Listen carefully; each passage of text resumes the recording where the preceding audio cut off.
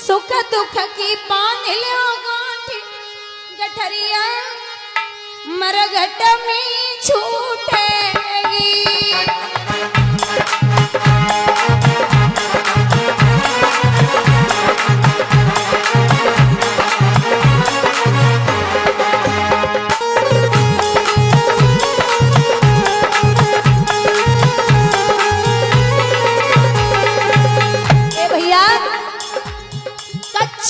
दूध जमन के नाई कच्चे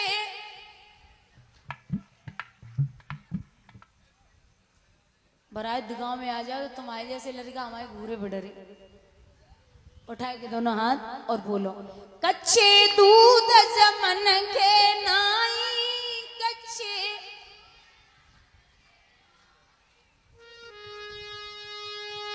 चैतई छाछ जाएगा छरिया मरघट में छूटे।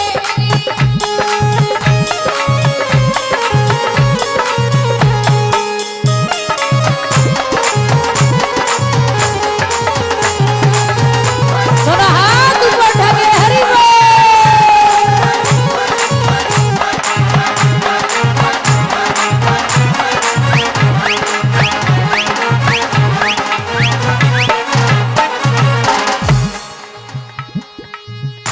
सुख दुख की बांध लो गांठी गठरिया मरघट में छूटेगी।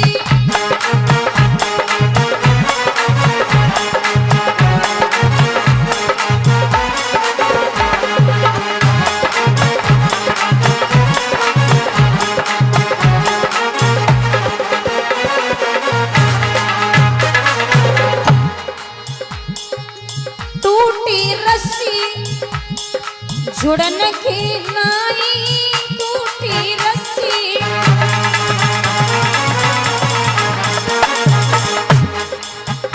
चई गांठ वाले ऊपर जाए गठरिया मरघट में छूटेगी।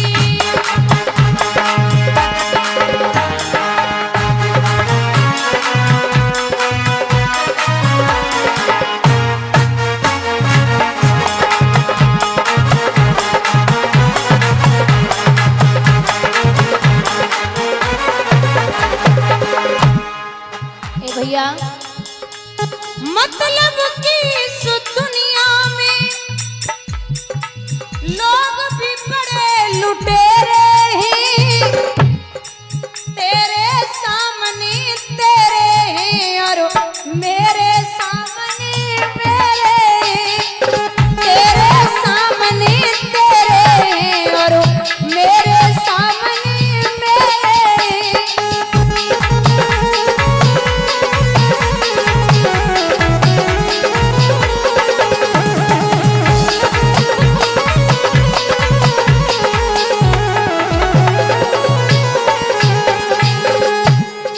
महाराज रात्रि भर राजा विश्राम करता सुबह ब्रह्म मुहूर्त में 4 बजे पुजारी ने घंटा बजा दिया। राजा जैसे नीचे उतरवे के लिए उठे तो मैया ने कलाई पकड़ी सीमन कहाँ जा रही है। राजा बोले अरे ओ पगली नीचे वाली उठ के बैठ गई होवेगी आफत तो आफत है जाने दे जैसी छोड़ो है। अब आप याद रखना छोटी रानी चौखट से दोनों हाथ लगाए ऐसे खड़ी यूं खड़ी दांती को पीस के बोले कहां गए थे इतनी तेज चिल्लाए सो राजा डराएगा क्यों हो गात मलिन छटा छवि छीन के सुंदरताई और चेहरा को ढके गो नूर फिर गई काई रात सोत घर रहे जान में ले रही धमकाई और बादन की करियो याद कसम मोते कहां रहे हो रात भर। राजा बोले पागल है क्या है बोले क्यों बोले सौत के घर की बात कर रही है 6 महीने हो गए मैंने उसका चेहरा नहीं देखा और तू कह रही है कि मैं उससे मिलके आया हूं। अगर भरोसा नहीं है तो ये ले जा तलवार और उसे मार दे। मैं तेरी सौगंध खाता हूं मैं उससे मिलके नहीं आया। किसी अच्छी चीज के लिए तो कोई काम जैसे मरने की कगार पे ही हो और किसी अच्छे इंसान के लिए झूठ बोलना पड़ जाए तो आप झूठ बोल दो। बोले मैं उससे मिलके नहीं आया, सौगंध खाता हूं तेरी। ठीक है। बामी राजा स्नान ध्यान करता, भोजन पानी करता, रात्रि भर विश्राम करता। विद्वान लिखते हैं कि समय के अनुसार धीरे धीरे 2 महीने के बाद पता चला है कि दोनों माताएं गर्भवती हो गई। लेकिन एक ने किया गर्भाधारण, उस दिन से पलिंग न छोड़ा था। एक ने बराबर आज तलक खेतों का नाज बटोरा था। एक बराबर खेतों पे काम कर रही है और एक पलंग के नीचे कदम नहीं रख रही है। 9 महीने के बाद दोनों माताओं के गर्भ से एक एक पुत्र ने जन्म लिया। जो बड़ी रानी का बेटा है वो पत्ते के बिछौने पे पड़ा, दूध की वजह से व्याकुल है। और जो छोटी रानी का बेटा है उसके लिए दूध की नदियां सी बहाई जा रही हैं, राजा दान लुटा रही है। आंगन में बधाइयां बज रही हैं, राजा बड़े प्रसन्न हैं। जो बड़ी रानी है जिनके बेटे का नाम रखा गया है ध्रुव, ध्रुव भगवान का दूसरा अंश है। जब बड़े हो रहे हैं, भले ही सुनीति और सुरुच में नहीं बनती थी, लेकिन उत्तम में और ध्रुव में बड़ी गहरी सलाह थी। बोलना बंद करिए माताओं। एक साथ नाचते, एक साथ रहते, एक साथ बैठते, एक साथ खेलते, एक पल के लिए अलग नहीं होते। एक दिन की बात है, उत्तम जो छोटा बेटा है राजा उत्तानपाद का, वो बड़े भैया ध्रुव से बोले कि भैया हम आपके यहाँ रोज आते, आज हमारा बड़ो दिल करे कि आप हमारे पिता के यहाँ चलो। बोले चलिए। राजा उत्तानपाद के छोटे बेटा ध्रुव की कलाई पकड़ के जब राजा की सभा में पहुंचे तो आप याद रखना बुजुर्गो, वो नजारा देखने लायक था। जैसे काऊ बाज को मांस मिल जावे ना, और जो बाज मांस के लिए टूटता है, वैसे ही राजा उत्तानपाद 5 साल बाद ध्रुव को चेहरा देख के गद्दी से नीचे भागे। 2-4 चुम्बन तो चलते में जड़ दे। अरे वो बच्चा आज बाप की याद कैसे आई है। टकटकी लगाए कि ध्रुव बाप को चेहरा देख रहे, कितनो लाड़ तो जीवन में हमने काऊ पुरुष को ना पायो।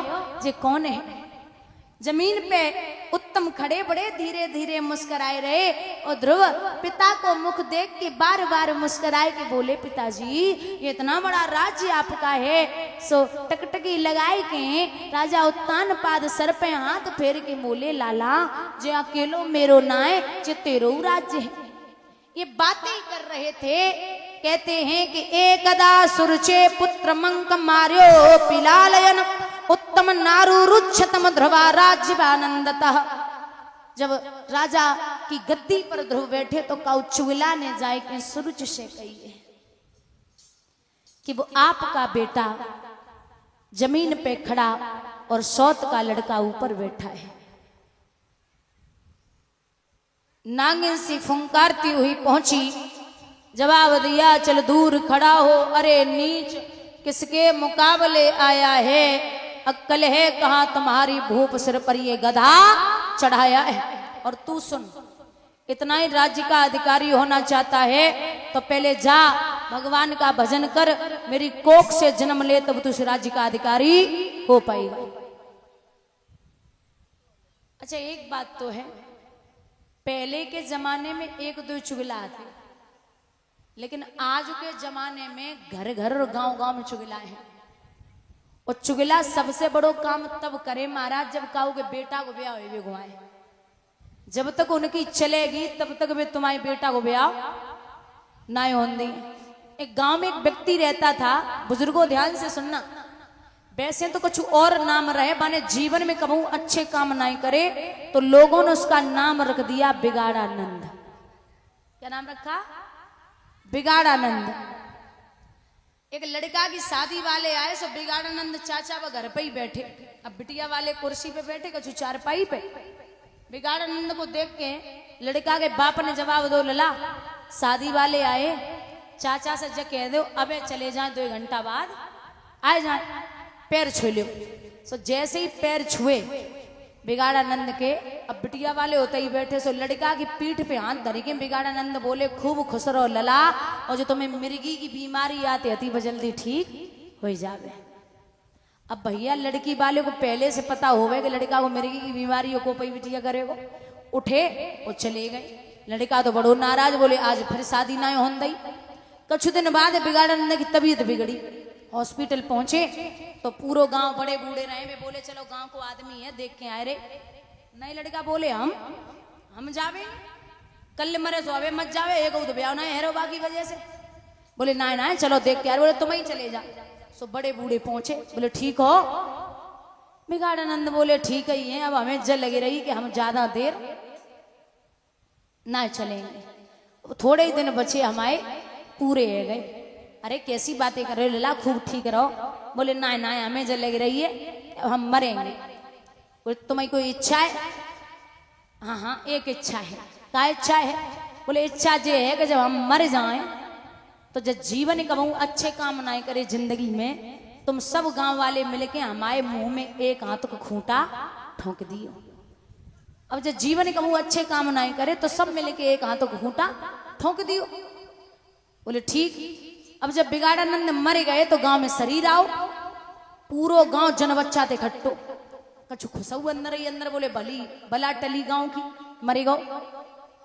तो एक बोले एक काम करो, जे कह के गौए के मुंह में खोंटा ठोंक दियो तो ले आओ, व्यवस्था करो।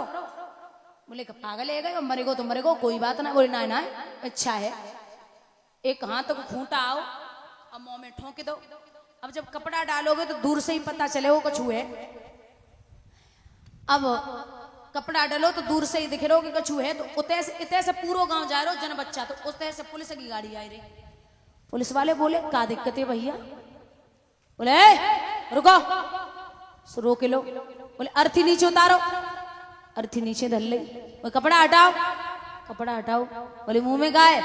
बोले साहब ये हमारे गांव के बिगाड़ानंद थे, इनकी इच्छा आती कि जब हम मर जाएं तो हमारे मुंह में खूंटा ठोक दियो, तो इनकी इच्छा पूरी करिए, सो ठोक दो।